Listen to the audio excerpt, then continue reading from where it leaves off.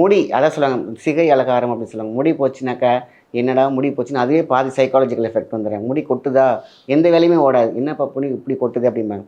So முக்கியமா முடி உதிர்றத control பண்ணுறதுக்கு இந்த சூனிய முத்ரா ரொம்ப ரொம்ப சூப்பரா இருக்கும்.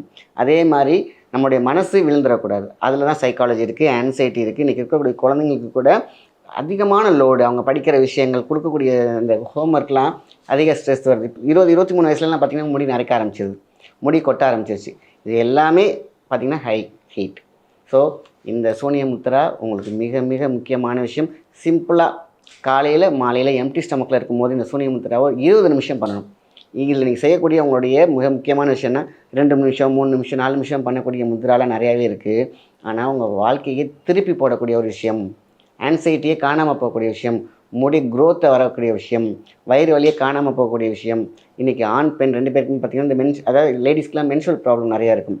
காரணம் ஹை ஹீட்டு. ஏற்கனவே பெயின் இருப்பாங்க, இது அதிகமான ஒரு பெயினை கொடுத்துரும்.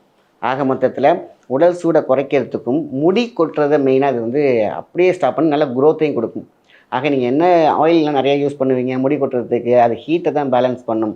ஆனால் இந்த முத்திரை உங்களுக்கு நல்ல ஹேர் க்ரோத்தையும் கொடுக்கும், அதேமாதிரி கொட்டுறதை கம்மி பண்ணி கொடுக்கும், அடர்த்தியை கொடுக்கும். ஏன் அப்படின்னா பேலன்ஸ் பண்ணும், உங்களோட உடல் சூடை பேலன்ஸ் பண்ணிடும்.